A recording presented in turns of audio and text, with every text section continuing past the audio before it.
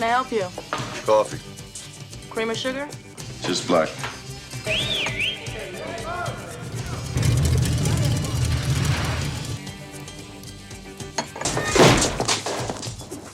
What are you trying to prove?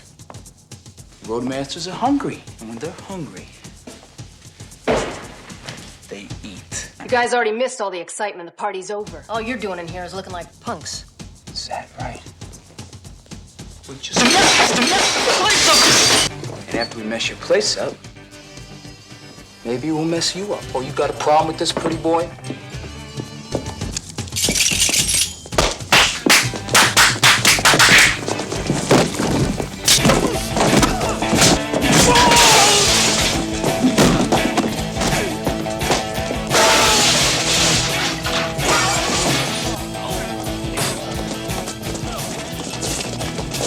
Go home.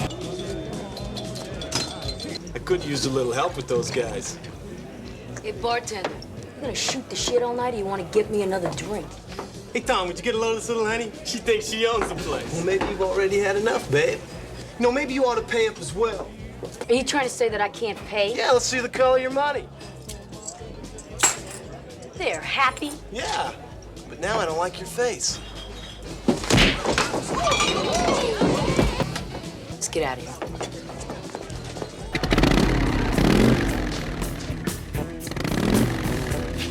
What the hell does he want to talk about? Tom Cody. I want to nail that son of his head to the sidewalk after I take care of Cody. There'll be no more trouble. Stay out of the way. Get off your bike, Raven. I got a better idea for you.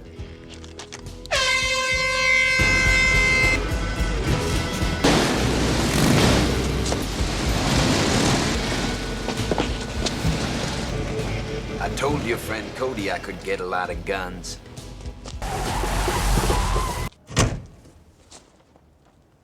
Sorry I'm late. I got something special in mind.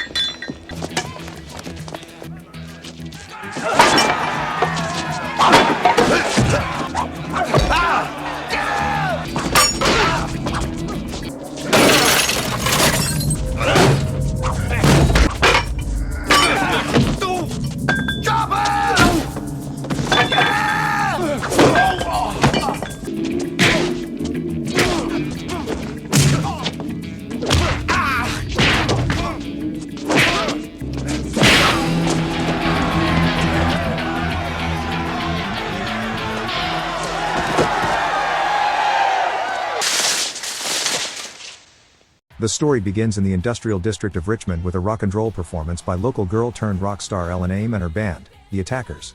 As Ellen takes the stage and the performance reaches its climax, a ruthless biker gang known as the Bombers storms the venue. Led by their leader Raven Shattuck, they charge onto the stage and create mass chaos, buying Raven enough time to seize Ellen and carry her away. A few people attempt to intervene but are quickly beaten down. Hey, we know we're in trouble!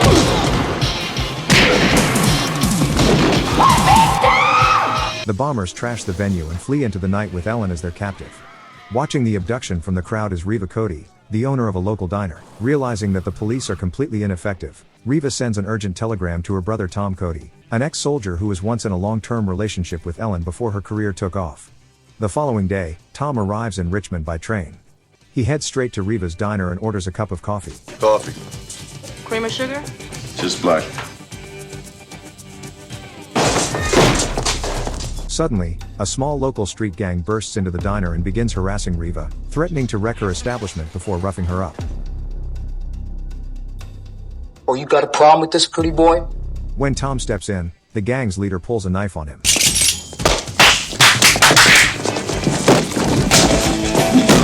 Tom swiftly takes down the thugs in a brief but brutal fight and throws them out of the diner.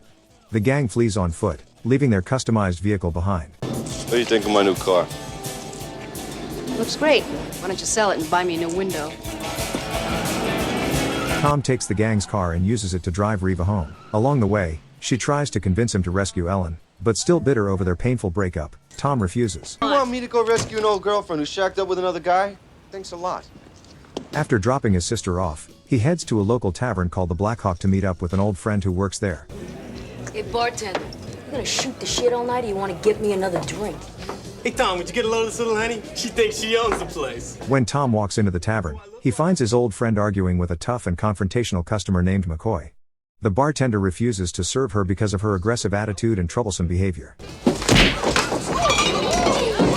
name's McCoy. McCoy introduces herself to Tom and reveals that she is a fellow ex-soldier who has run out of wars to fight but has no job and nowhere to stay. You got a spare bed? You want a quick tumble, huh? After assessing her demeanor, Tom offers her a place to stay for the night, and she returns with him to Reva's apartment. Here you go, McCoy.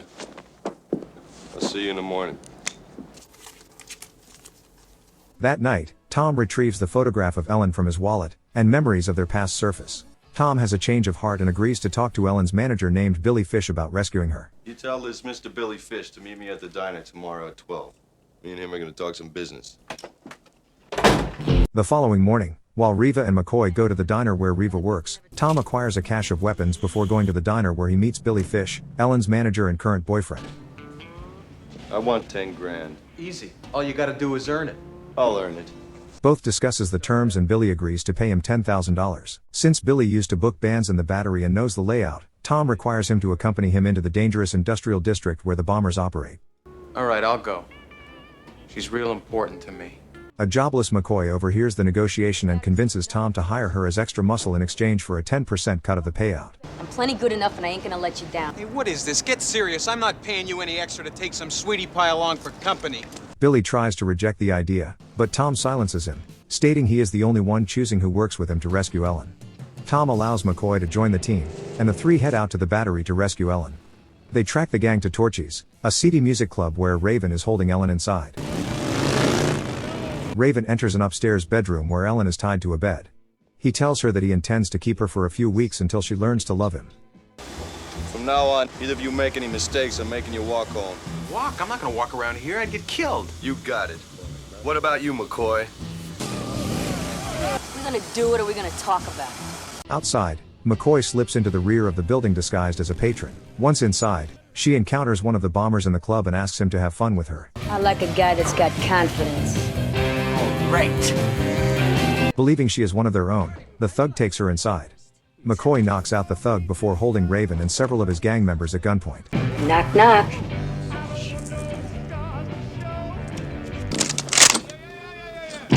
Meanwhile, Tom creates a diversion outside by shooting the gas tanks on the gang's motorcycles. As fire engulfs the front of the building, Tom breaches the upper floor and frees Ellen from her bonds.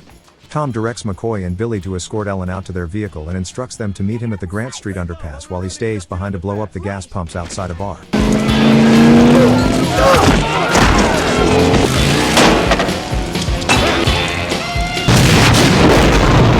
As the building burns, Tom moves through the wreckage to the exit, where he locks eyes with Raven. Raven warns him that he will be coming for Ellen and for him as well. And I'll be waiting. Tom escapes on the one intact motorcycle and races off to meet his team. While waiting beneath the dark underpass, Billy becomes increasingly anxious. Fearing that Raven's biker gang will arrive and catch them, Billy urges Ellen and McCoy to stop waiting and leave immediately. He came and he got me. I'm not going back without him. However, Ellen firmly refuses, arguing that Cody just risked his life to save her, and she has no intention of abandoning him. To make Billy understand, McCoy tells him the truth. Ellen and Cody were once deeply in love, and there is still unresolved history between them, something Billy can neither fully understand nor control. Was she kidding? Let's not get into it now, okay, Billy? When Billy presses Ellen for more details, she brushes off his questions just as Cody arrives. The group speeds away in their vehicle, but after covering some distance, they ditch the compromised car and continue their journey on foot. They eventually arrive at a crowded street corner, where they encounter Ellen's quirky superfan. Where are you guys going? We're nobody. We're going nowhere. No, look, I'm your biggest fan, really. Let me go with you, okay? I won't be any trouble. And I'll tell you guys something. You gotta get off the street, because the cops know the guys that hit their battery were coming through here. The obsessive fan informs them that both the bombers and the corrupt local police are blocking the exits from the battery. Needing a larger transport vehicle to slip past checkpoints, Tom hijacks a passing tour bus belonging to the Sorrel, a four-man black doo-wop group.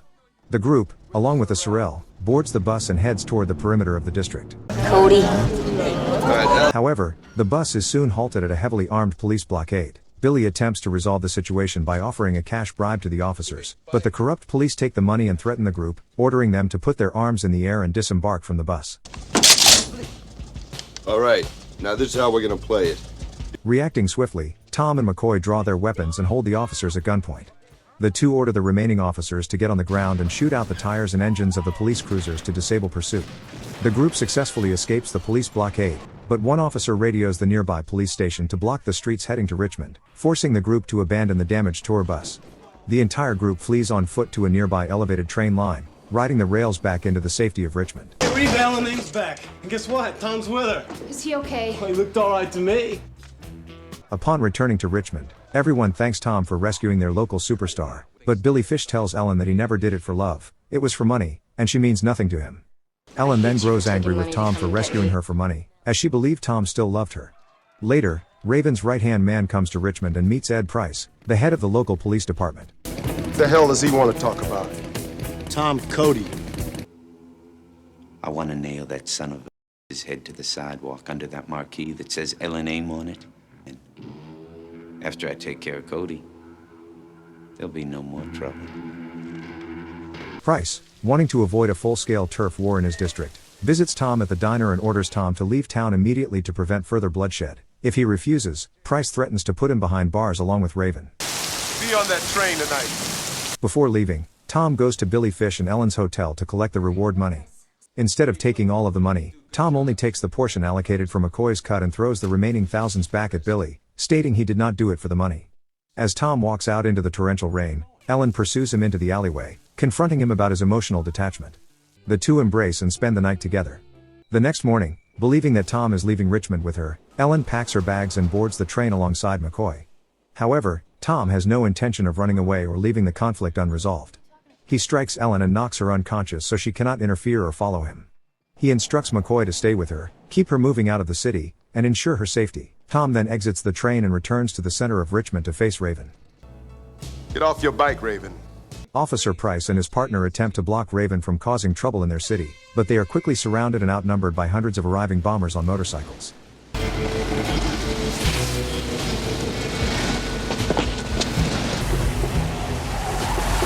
Tom Cody drives back into the center of the square to confront Raven in a one-on-one fight.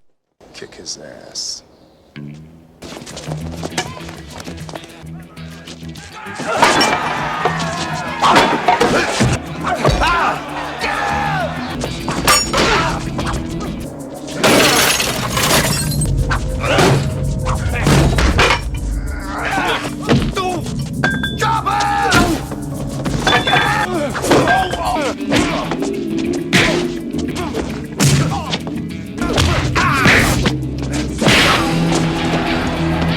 Tom delivers a combination of punches that knocks Raven unconscious onto the pavement. The bombers, adhering to their code, lift their defeated leader and slowly retreat from the district without firing a shot. Some time later, the Richmond Theater is fully restored and packed for a celebratory concert. The Sorrel take the stage first as the opening act, performing the song I Can Dream About You to an enthusiastic crowd.